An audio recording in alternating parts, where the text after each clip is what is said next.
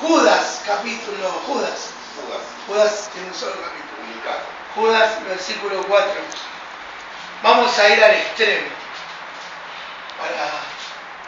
para entonces arrancar de ahí con una velocidad sin límite. Aleluya. Porque el tiempo nos apremia. Gloria a Dios.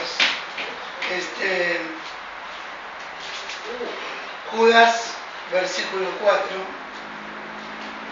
Y es para marcar una pauta, no es para que nadie se ataje,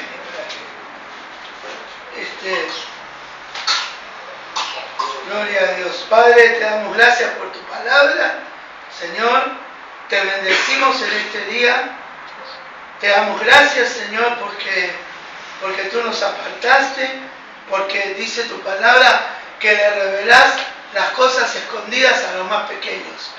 Por eso te damos gracias, Señor, porque esta manada, este remanente pequeño, Padre, en el nombre de Jesús, vamos a recibir ahora directamente de tu corazón a nuestro corazón, impartiendo la palabra.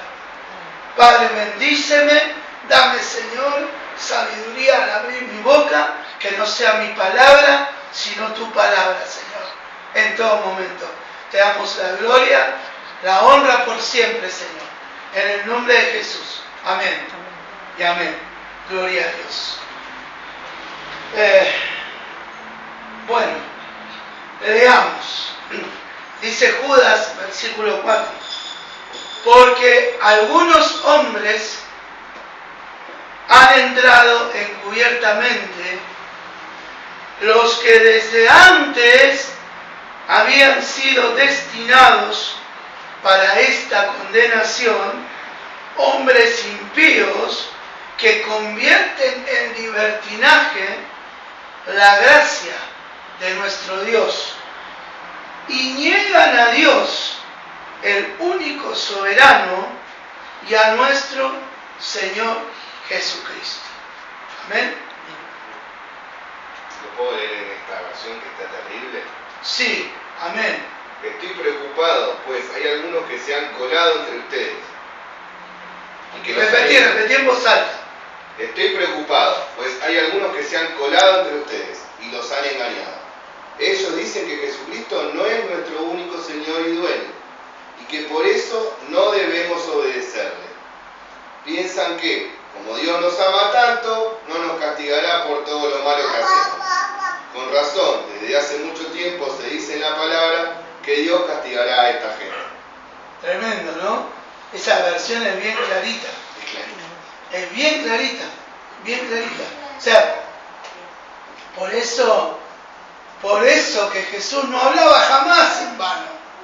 Por eso Jesús tiraba leyes espirituales, no solo enseñando y formando al pueblo para aprender a ser verdaderos hijos del reino, sino que también, por gracia y misericordia, les decía a los fariseos, les decía a los maestros de la ley, les daba claves para que aprendieran alguna clase de cosas.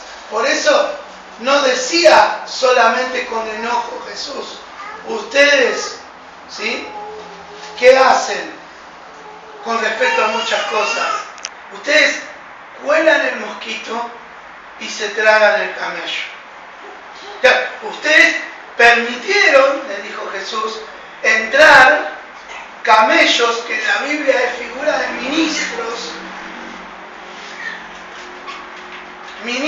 que no eran de Dios, a corromper la ley de Dios.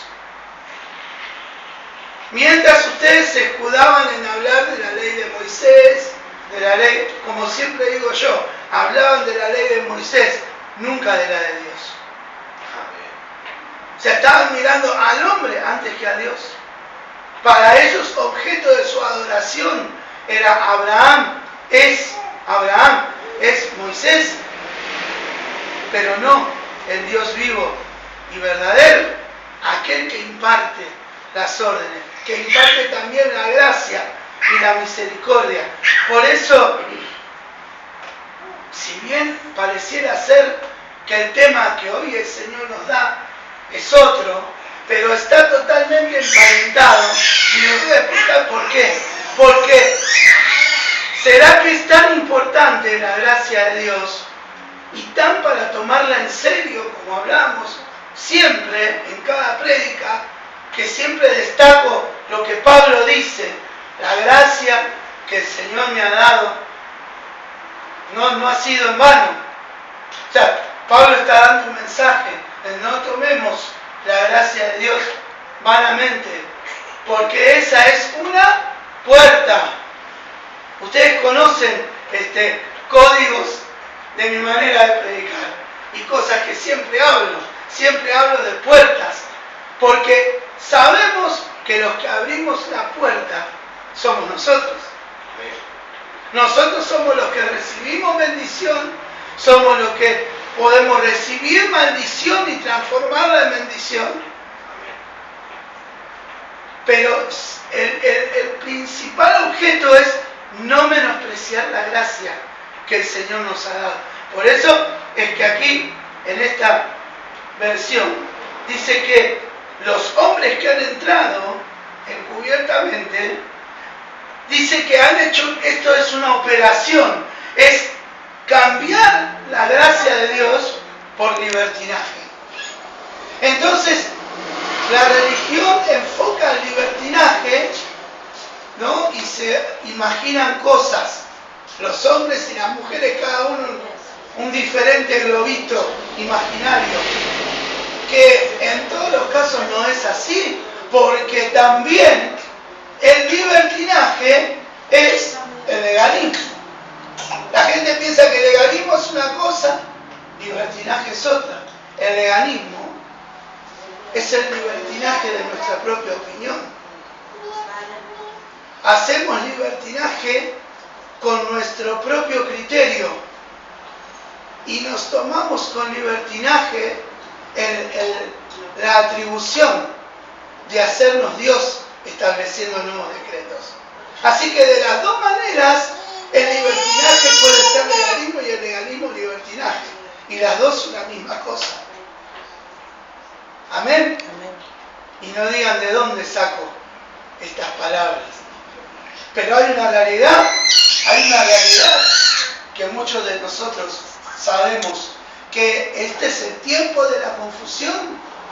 Este es el tiempo de la verdadera confusión. Antes eran apenas confusiones en comparación, donde ahora ha caído un espíritu de total confusión. Pero el propósito es que la gracia de Dios desaparezca y que parezca que la gracia es del hombre. Que parezca que la gracia ya no es más de Dios. La gracia es del hombre. La gracia es de la iglesia. ¿Quién hizo el milagro? Cristo, dicen.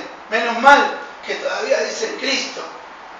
¿En dónde? En la iglesia fulana de tal. No hace falta la segunda pregunta. Con que sea la primera, alcanza y sobra, porque es por su gracia y por su misericordia que nosotros estamos aquí. ¿Cuántos dicen amén? Amén. Gracias, Señor. Entonces, hay algo que el Señor me mostraba hoy, que está afectando a la iglesia del Señor en la confusión. Hay algo que nos hace tomar ciertas frases de nuestra vida y aplicarlas de una manera mecánica. Por ejemplo, no tengo tiempo. No tengo tiempo. Ahora no, más tarde. Sí, todo muy lindo, pero a mí me las hicieron. Ese tipo de cosas que tapan una realidad, que tapan algo que realmente sucede. Aún el mismo descreimiento, la propia falta de fe, a veces no es falta de fe en sí misma, a veces está escondido adentro. un gigante muy fuerte llamado la amargura. Es un gigante fuerte, decía un cantante, dice un cantante del mundo, un cantante muy bueno, un cantante León Gieco, ¿no? Cantando la canción, dice, es un monstruo grande y pisa fuerte, ¿no? Y habla de la guerra. Pero aún la guerra se genera a causa de grandes amarguras que se van gestando de generación en generación. Y entonces así se encuentra, como dice Jesús en Mateo 24, guerra de etnias contra etnias, naciones contra naciones, a causa de amarguras que jamás se sanaron. Entonces, por eso, no despreciemos la administración de las vidas nuestras que tienen que ver con la sanidad espiritual, pero tampoco las menospreciemos tanto, tampoco las dejemos ahí, porque son males que pueden destruir la iglesia, que pueden destruir la familia, que destruyen naciones y las desaparecen a causa de la amargura. Y entonces cuando nosotros vamos a quién personificaba entre los enemigos del Señor, en cuanto a los enemigos de Israel, la amargura, ahí tenemos a Amalek. Ahí tenemos a Amalek. Entonces no vamos a hablar ahora de Amalek, solo vamos a citar clases de amargura. Sin embargo, Amalek, que aparece en muchos lugares, ¿qué era lo que causaba en Israel? ¿Qué causaba Amalek en Israel? Amargura. ¿Pero qué clase de amargura? ¿Cuál es el sentido original de la palabra Amalek? Amargura furiosa. Amargura furiosa. Eso es Amalek. Amargura furiosa. Entonces, sabemos que es una amargura que despierta la furia. Toda amargura termina despertando furia en algún momento, sin saber a quién, a veces, pero despierta la furia. El Señor me mostraba ahí por Ruth, busquemos Ruth, capítulo 1, versículo 20. Quiero ir ahí al fondo del hueso. Ruth, capítulo 1, versículo 20.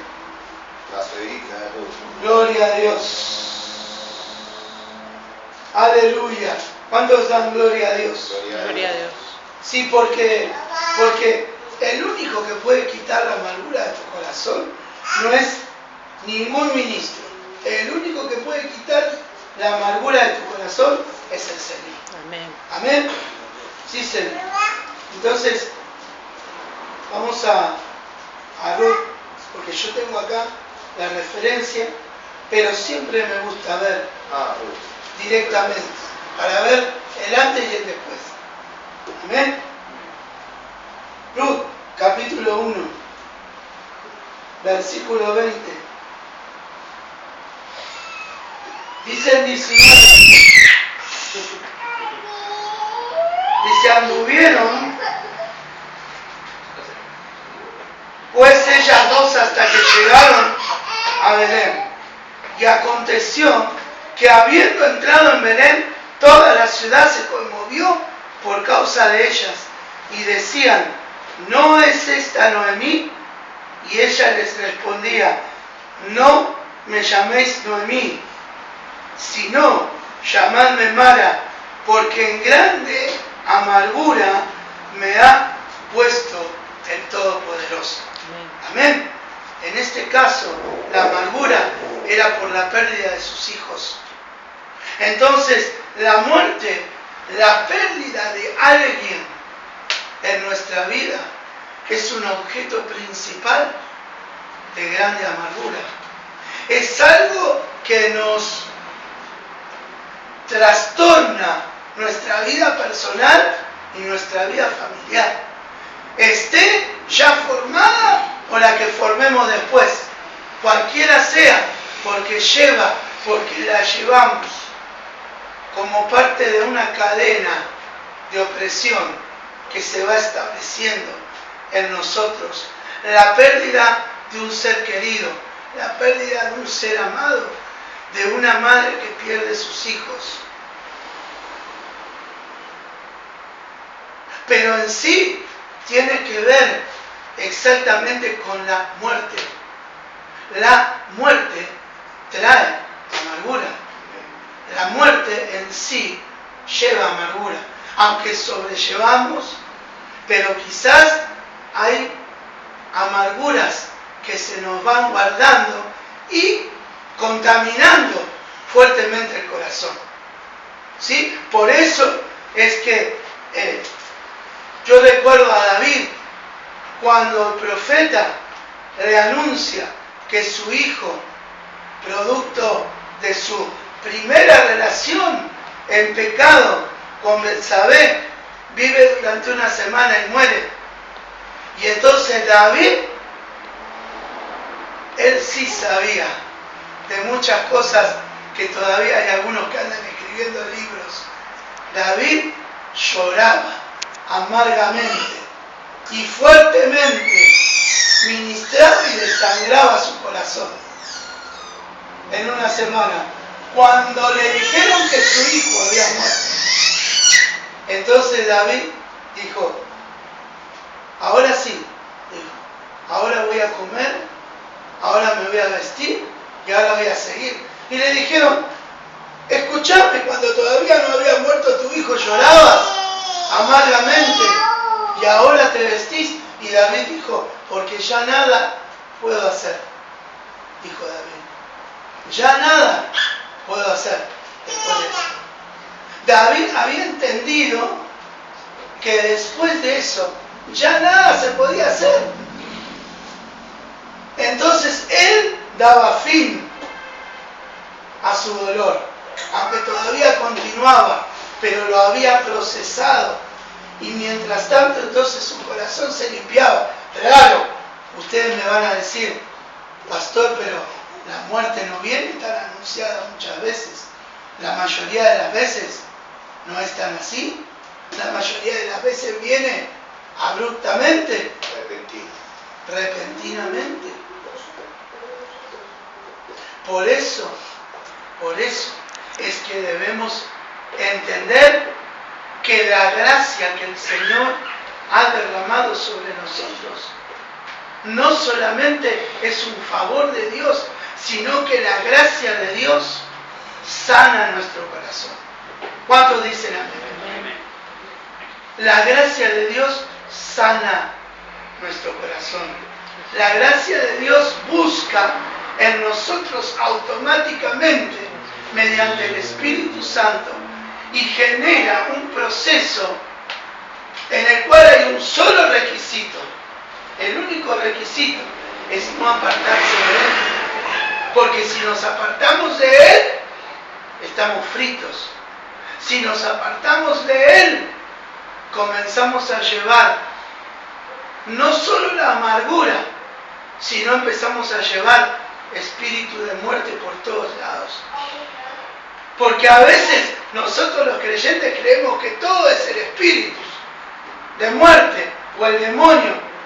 Y a veces no necesita más el demonio que contaminar un ratito para que después nosotros nos encarguemos de llevar el espíritu de muerte por todos lados.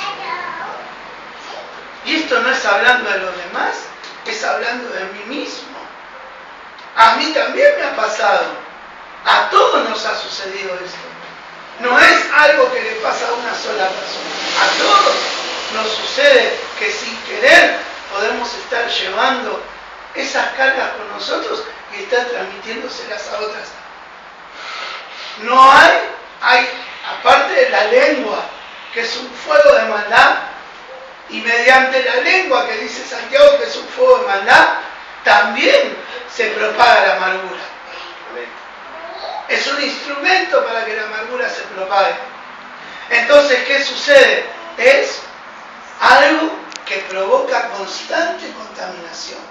A todo lo que toca, a todo lo que habla, a todo lo siempre deja. O nunca les pasó. Pero nosotros somos del Señor y podemos hablar de Cristo a alguien que está amargado, pero no me van a decir que nunca le sucedió de alguien que venga a su casa y cuando se fue dejó y nosotros quedamos así. ¿Qué me pasó? Parece que hubiera pasado una aplanadora y el otro se fue campante, tranquilito, porque ministró su corazón y nosotros quedó un ambiente denso adentro de nuestra casa. Pero gracias al Señor que el Espíritu de Dios, que el Espíritu Santo permite que nuestra casa esté siempre resguardada. Amén. Y cuidada. Sí, sí. Entonces todo lo que no es del Señor se va en el nombre de Jesús. Amén. Amén. Amén. Nada de andar ahí todo el día echando los mismos bichos que ya se fueron.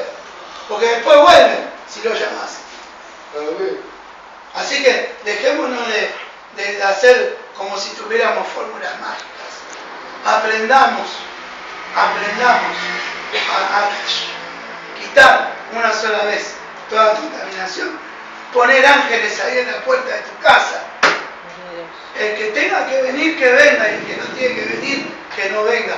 Qué egoísta, pastor. No es egoísta, es salud para nuestra alma, para nuestro cuerpo y para nuestro espíritu, porque aquel que tenga que venir va a venir, aquel que el Señor nos envíe va a venir.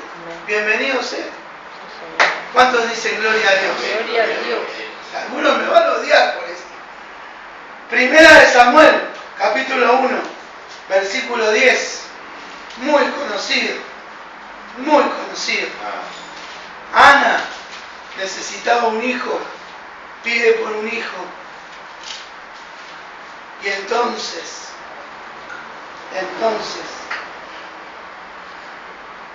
1:10, Primera de Samuel 1:10.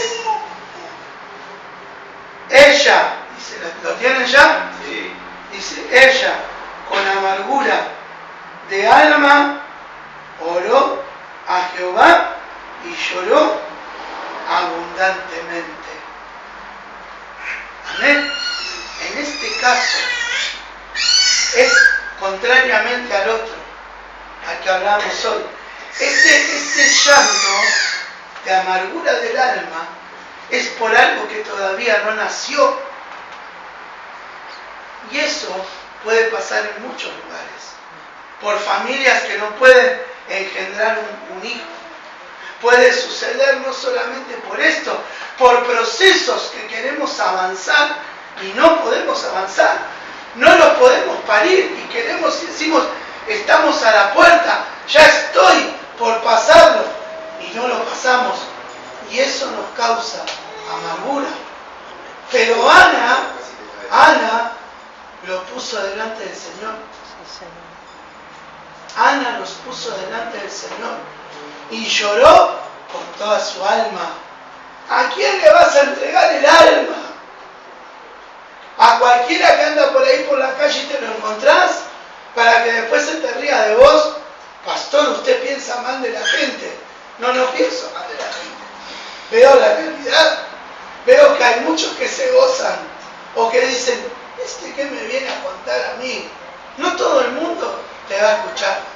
A vos Dios te regaló un don, te regaló un privilegio, el de poder abrir tus oídos y cambiar amargura por gozo. Sí, Jesús. Y darle el gozo que el Señor tu Dios te dio, a pesar de los momentos de rabieta y de locura. Como el que acabo de pasar yo hace menos de una hora. Gloria a Dios. Yo también me ministro. ¿Vieron? Así me siento libre. Y como ustedes también son libres, se llevan ahí, tiran toda carga a los pies de Cristo. Amén. Gloria a Dios. Entonces, a ver, este llanto que hace, por lo que estuvimos hablando, ¿Qué hace entonces? ¿Qué hizo Enana? ¿Qué hizo Enana? Hizo que Ana quedara embarazada.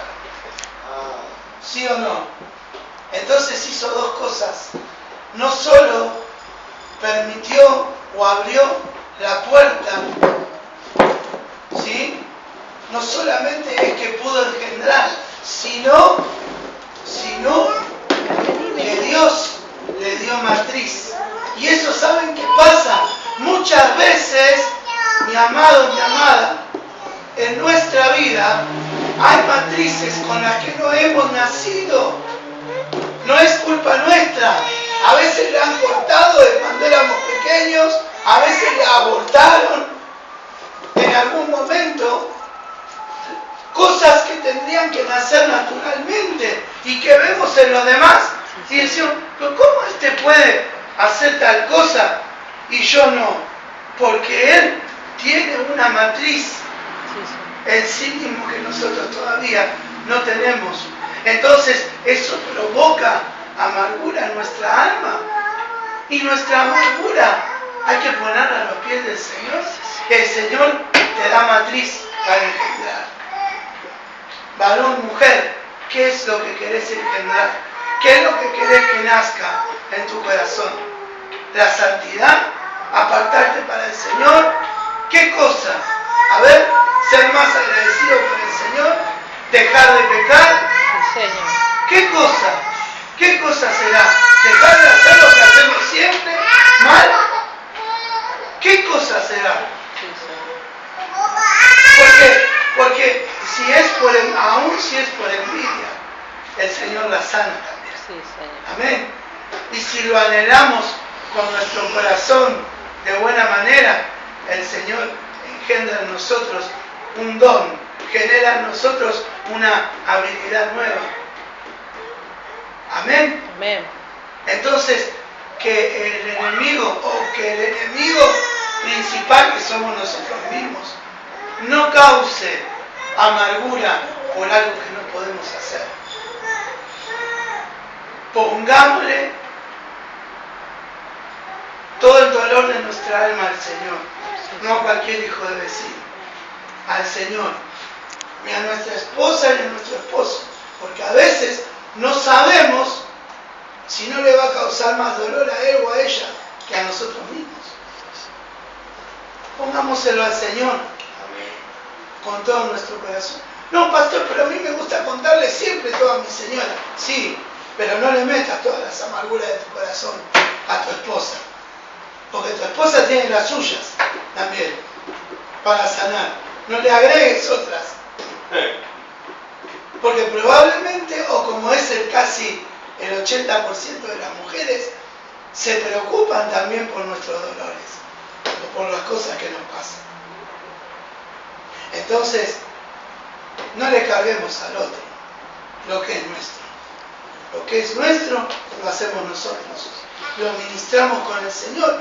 Y Él es poderoso, dice la palabra, para hacer las cosas mucho más abundantemente de lo que pedimos. ¿Cuántos dicen gloria a Dios? Gloria a Dios. Sí.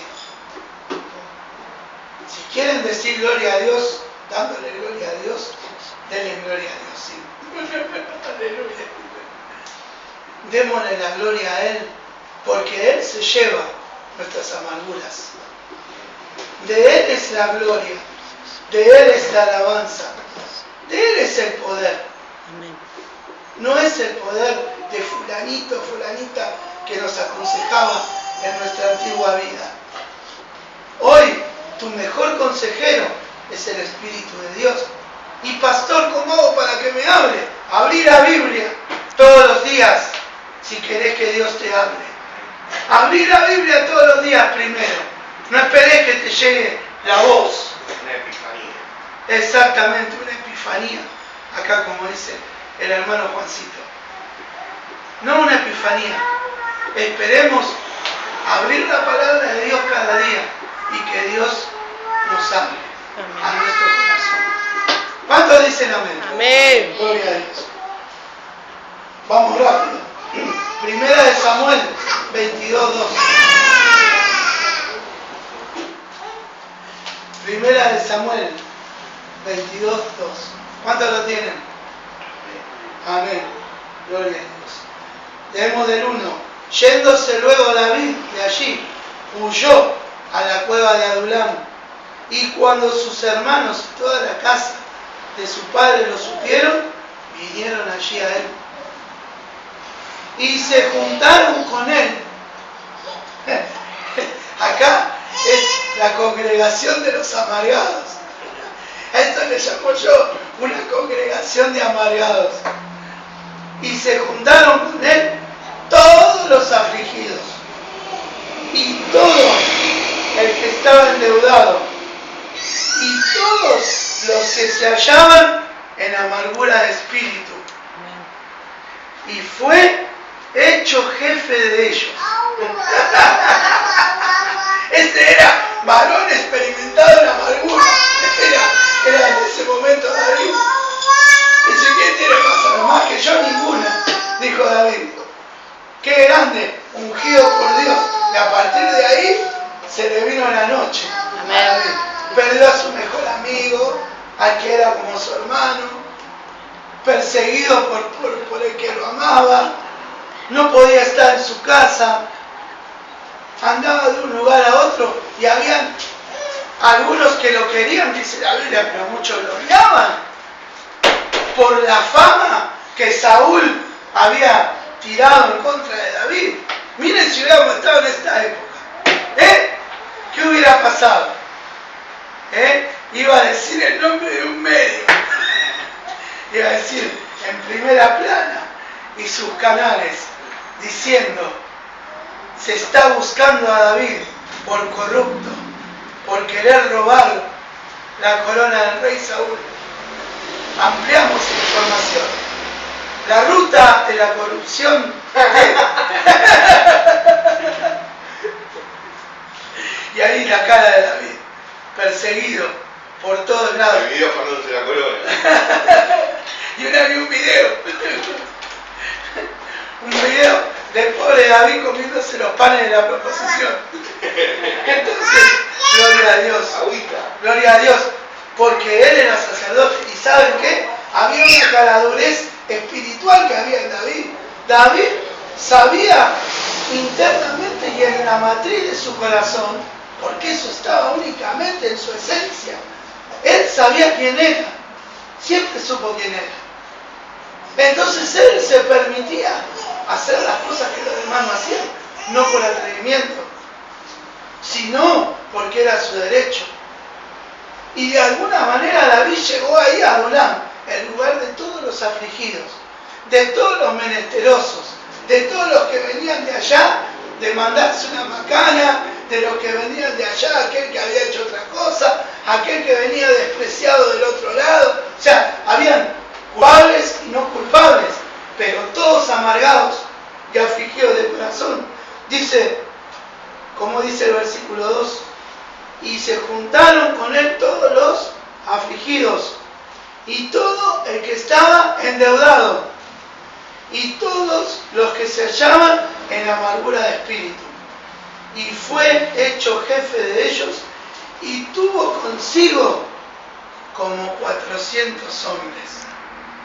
Amén. ¿Saben qué? Estos 400 hombres fueron gestores de las más grandes hazañas. Amén. Y de todas las victorias. De ahí, de esos 400, habían 30 valientes, conocidos como los 30 valientes de David, que entre tantas cosas, la amargura te permite vencer los gigantes. Porque esos 30 valientes de David fueron los que después vencieron los otros gigantes. No, pastor, el gigante era Goliat. No, hermano, lea la Biblia. Había otros gigantes y fueron vencidos por esos valientes de David. Esos valientes de David vencieron a los otros gigantes. O sea que el Señor te va a levantar de la amargura. ¿Para qué te va a levantar de la amargura? Para darte victoria. El Señor te va a levantar de la amargura para vencer el gigante que no te deja vivir tranquilo, el gigante que no te deja dormir en paz, el gigante que te tiene problemado, el gigante que te tiene angustiado. ¿Cuántos dan gracias al Señor? Amén. Porque Él es, como dice la alabanza, Él es mi libertador. Aleluya. Él es quien me libra Amén. de todo. Y Adulam, ese lugar querido por mí. Amén. Ese lugar a donde yo estuve. Y el Señor me sacó de ahí. Gloria a Dios. Y así saca a cada uno. Gracias, Señor. Vamos a Jeremías 4:18. Esta quizá no te va a provocar tanta, pero sí vamos a entender una realidad. Vas a decir, pastor, ¿cómo se vino hoy? Jeremías 4:18. Gloria a Dios. Gloria a Dios.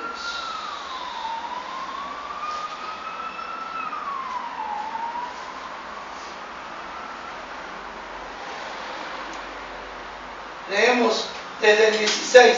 Decid a las naciones, he aquí, haced oír sobre Jerusalén. Guardas vienen de la tierra lejana y lanzarán su voz contra las ciudades de Judá. Proferirán maldiciones, quiere decir. Como guardas de campo estuvieron en derredor de ella, porque se rebeló contra mí, dice Jehová. Muchas veces viene maldición a nuestra vida a causa de acciones de maldad de nuestro propio corazón, que han causado desobediencia a Dios. Porque se rebeló contra mí, dice Jehová. Tu camino y tus obras te hicieron esto. Esta es tu maldad, por lo cual amargura penetrará hasta tu corazón. Amén. Amén. Claro, decimos amén porque así es la palabra escrita, nada más que por eso. Pero también es un amén a todos aquellos que no queramos hacernos cargo de las amarguras que vienen a nuestro corazón a causa de nuestra propia maldad. Y entonces queremos endilgársela a otro y echarle la culpa al otro. Entonces el resultado va a ser que nunca vas a ser salvo, que nunca vas a entrar en el gozo de tu Señor, porque no estás reconociendo que la amargura entró a tu corazón a causa de tu propia maldad. No, pastor, pero usted tiene una cara de bueno. Si me hubieras conocido. Mejor que no me conociste de antes. Y aún en nuestra cara de buenitos, ¿será que ningún pensamiento de maldad corre por nuestra mente? A saber, no respondan. No contesten, no contesten. Háblenlo con el Señor. Háblenlo con el Señor. Y reconozcan en su corazón, porque esa amargura que entra a nuestro corazón, al complementarse con la mentira, va a encontrar un nido donde guardarse y donde esconderse. Y va a parecer que hay un corazón limpio, pero jamás va a estar en paz. Aleluya. Por eso, aunque este versículo es fuerte, pero la maldad de nuestro corazón ha traído desobediencia. Y de eso también nos libra el Señor. Mirá qué bueno, grande y misericordioso que es Él. Que si lo confesamos y lo reconocemos a Él, Él nos limpia de toda maldad. Amén. Amén. Y no se comienza a gestar esos corazones de piedra que andan por ahí. diciendo, soy malo porque la vida me hizo malo. Ojo, ojo, ojo con esa frase. Somos hijos de Dios, debemos oír, pero no creer todo. Cuando oímos a alguien, tenemos que pedirle al Espíritu Santo así, Espíritu, decime qué hay acá, explícame a ver qué pasa con esta persona. Si no, vamos a terminar llorando, diciéndole pobrecito de vos, y orando y bendiciéndolo y apachamamándole lo que está haciendo mal. No, debemos orar para que conozca a Cristo, debemos orar para que entienda que hay mal en su corazón, para que se arrepienta. Amén. Amén. Si no, no va a haber limpieza. Gloria a Dios. Por último, ¿sí? Por último, cerrando. Hechos 8:23. ¿Cuánto me queda? Más o menos. Hechos 8:23.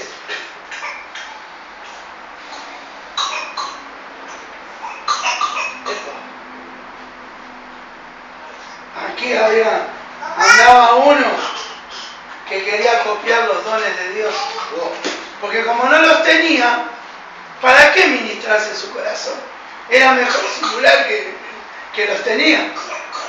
Entonces, ¿qué es lo que sucede? Viene a querer, se le ocurre querer comprar, decirle perdón, se le ocurre querer decirle a Pedro, ¿cuánto te tengo que pagar para que me des el Espíritu Santo? ¿Cuánto vale esto? ¿Cuánto vale esto? ¿Cuánto está acostumbrado el ser humano a la corrupción de la cual se rasga tanto las vestiduras cuando mira la televisión? Pero cuán acostumbrado está el ser humano.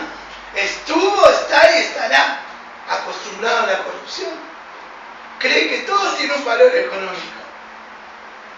Él dice, ¿cuánto vale el Espíritu Santo? Si yo, a ver, con la magia, dijo Simón, con la magia hice tanto, guardé tanto, le puedo entregar hasta el 80% de lo que tengo. Cuando me dé el Espíritu Santo, se lo compro. Lo amortizo todo. Dijo, claro, enseguida es todo ganancia. Dijo Simón, hizo la cuenta rápido, va, ¿cuánto vale? Le dijo a Pedro. Entonces Pedro le dijo, tu dinero perezca contigo. Pedro era bravísimo. Porque has pensado que el don de Dios se obtiene con dinero. No tienes tu parte ni suerte en este asunto, porque tu corazón no es recto delante de Dios. Arrepiéntete, le dijo Pedro. Le dio la salida. Le dijo, arrepiéntete pues de esta tu maldad y ruega a Dios si quizá te sea perdonado el pensamiento de tu corazón. Se fue con todo Pedro, ¿no? O sea, porque si se arrepentía, Dios lo iba a perdonar. Amén. No era tanto que quizá Dios, si se arrepentía con su corazón, Dios lo iba a perdonar. Amén. Amén. Si no, no estaría acá yo, seguramente. Sí, Señor.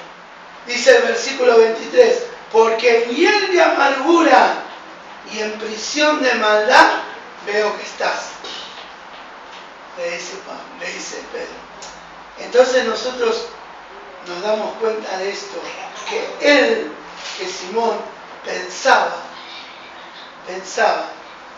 que el dinero era la libertad para su vida. Él pensaba que el dinero era todo, Claro. pero lo que estaba ocultando el dinero era el diagnóstico que le dio Pedro, así tan derechito, ¿no? Le dijo, ¿sabes cuál es tu problema? Estás en esta aflicción, estás en esto. Le dijo, hiel de amargura y prisión de maldad, veo que estás. Porque ¿saben qué? La hiel es algo que genera una defensa en nuestro cuerpo, que permite la buena digestión, que permite un buen proceso. Pero esta era una hiel amarga, que siempre era amarga y que siempre causaba amargura. Por más dulce que entrara, por más dinero que entrara en la vida de Simón, siempre iba a estar en esa prisión de amargura. Por más que el dinero entre y entre y entre, que era su ambición, que era su meta. Vamos a cerrar hoy dándole gracias al Señor porque Él quita todas las amarguras de nuestro corazón. Amén. Una preguntita.